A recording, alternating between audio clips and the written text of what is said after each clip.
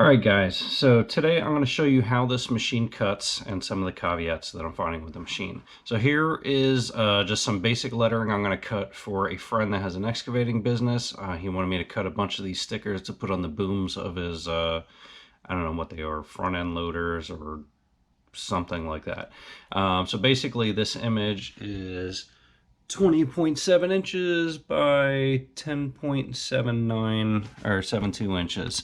We're going to go ahead and go to cut, and I like to change this to my material width just so I kind of get an idea on borders.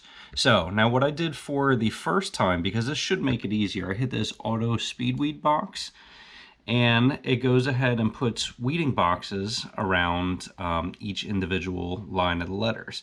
Now the problem that I was finding is for some reason the blade was dragging across these letters as it was going around to do the cut lines or the weed lines, and I was slicing off half of the letters for some reason in the bottom. So I went ahead and unchecked that, but you can see right now this shows 11.5 inches wide. You uncheck that and that goes down to 11.1 inches high. So that does add a pretty decent margin to go ahead and cut that. But otherwise, we got the cut set up here. I should have enough vinyl rolled out. Let me roll a little bit more out though, because I have again found on a couple occasions that it does pull the vinyl off the rollers, and you see it just rolls back up anyway. So we're gonna kind of deal with it and see how it goes. I'll show you guys what happens. We're gonna go ahead and time it. I did time this. The last cut was 3 minutes 44 seconds, just so you get an idea. And let's go ahead and cut. And you want to proceed with cutting. We're going to do yes and start the timer.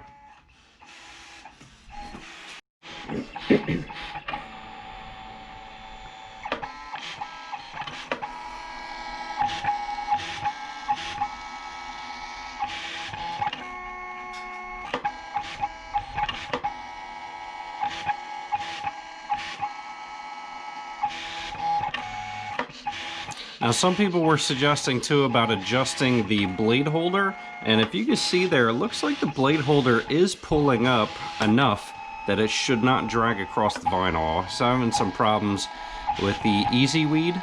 Again, I think it was doing the same thing with that weed box, so I may just stop doing that weed box because I think it's causing some problems with pulling around the vinyl because it's not lifting up enough when it does that. But if you can see clearly, it lifts up plenty to go to the next section that's going to cut, and it only drags through the vinyl obviously where it is cutting. So I do think the issue is trying to do that speed weed box, so I'm probably going to discontinue using that. Alright, so it is near ending its cut. It is doing the outline box. We're at 3 minutes and 30 something seconds, so it should end up pretty much at 3:45-ish on the dot. See how close we are? A little second or two.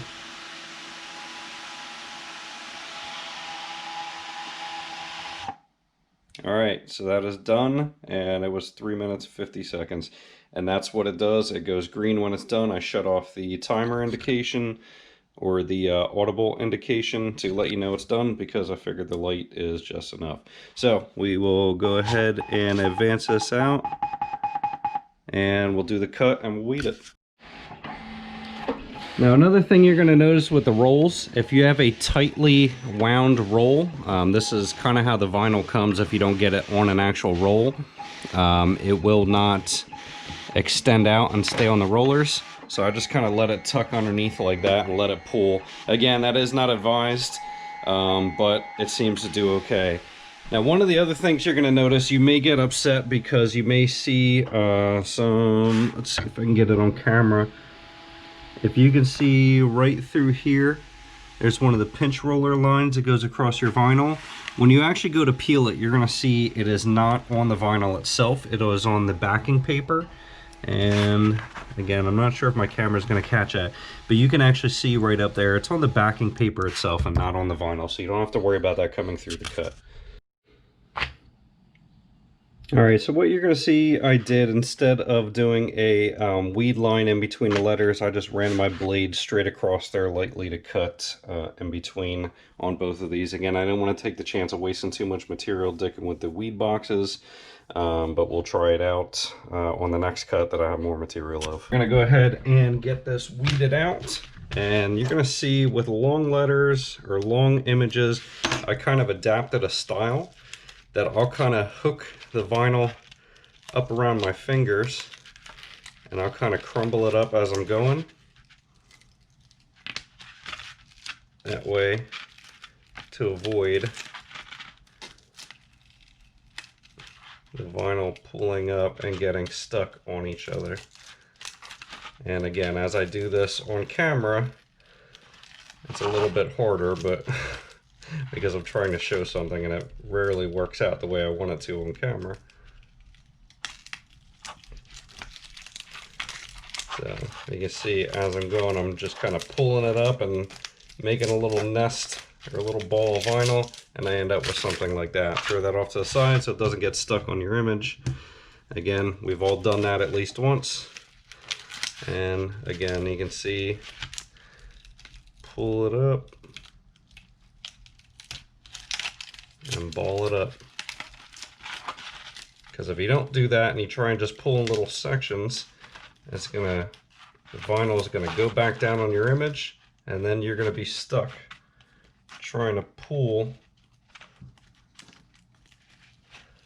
stuck vinyl off of your image that's on the backing paper, and that sucks. So I've kind of learned to adapt and do that. And again, if you can see, the tread marks are on the backing paper and it is not on the vinyl itself. All right, voila, got another one done. Let's get the weed box off. And then we'll mask these all up, and I'll show you how I mask them. All right, so now I'm going to show you guys how I do the masking of my decals. You can see life is tough. I have a small table. I just moved everything over in this corner, and I have to have my heat press up here. I got to figure something out with this heat press and get it somewhere else. But for the time being, I got to do everything on this table, so things get tight. I have a large roll of tape comp. So I have a large roll of that, and basically I roll it out on the table and lay my decals on top of it. But you're going to see how I do it. This may not be how you do it. You may think that I'm doing this wrong. Everybody has a different way of doing it. I have found that this works best for me to not get bubbles in my decals. So we'll go ahead and switch the view over, and I'll show you the struggle I go through. So hopefully everything is in view. So basically I take my roll down and I will unravel this a little bit wider than my decal. And this stuff I don't mind wasting a little bit. I don't like layering up stuff too much because this is a pain in the ass. But basically I will lay down on this. And I'll get the squeegee. I like to apply a lot of pressure to this, so that way my customers don't have problems applying my decals.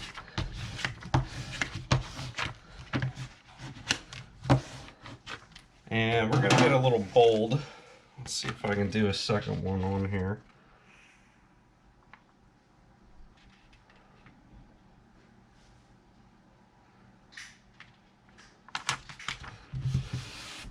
Normally I don't do this, but we'll see how it works out.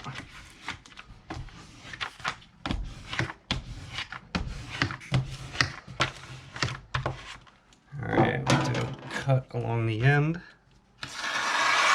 to get this roll out of here. And we'll do a cut down the middle to separate these guys.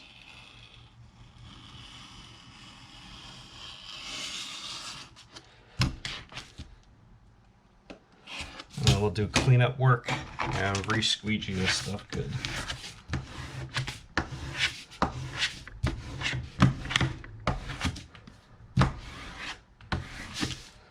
Alright, that one should be pretty good.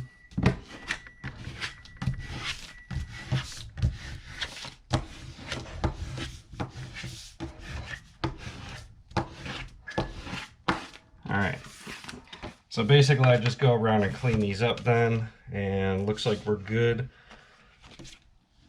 on getting the letters good. Looks like there's a little piece of hair in the transfer tape, which that kind of sucks, but should come out pretty easily.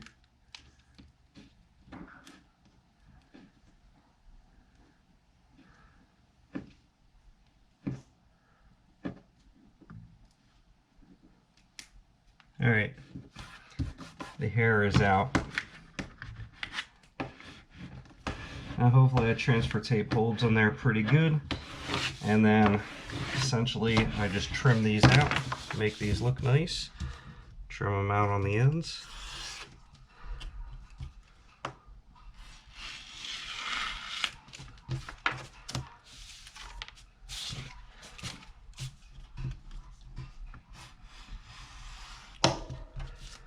And I'll trim a little bit off the bottom to make them look neat, but you guys get the idea. And then again, usually I'll run the squeegee over top real good. This is real high tech transfer tape, so I don't have any issues with this, but you will occasionally get some issues or questions from customers that they didn't lay it right or the letters are peeling up. I don't have that issue with mine because I do use good transfer tape and I make sure these things are pressed down very hard. But you guys get the idea. So I'll go ahead and mask all the rest of these out, trim them out all nice to get a good presentation, and we're good to go. So here they are, all cut and masked and ready to go out to the customer. So you guys see the process that I go through. Normally I try and make the cut lines around the transfer tape a little bit nicer, but I have a smaller cutter. I think it's only like 13 or 15 inches or something like that. So this wouldn't fit in that to clean up these lines a little bit nicer. But normally I do try and make this a little bit cleaner cut and nicer presentation, even though it doesn't matter. It's just cosmetic and that shit's getting thrown away anyway. It's the actual vinyl that is important for it to be nice. So I'm going to go ahead and get these delivered, and hopefully the customer sends me some pictures of this on his equipment. I hope you guys enjoyed this small informative video on the cutting process with the Prismcut P28, and I look forward to your comments, and please stay tuned for more videos. We'll show some HTV stuff next.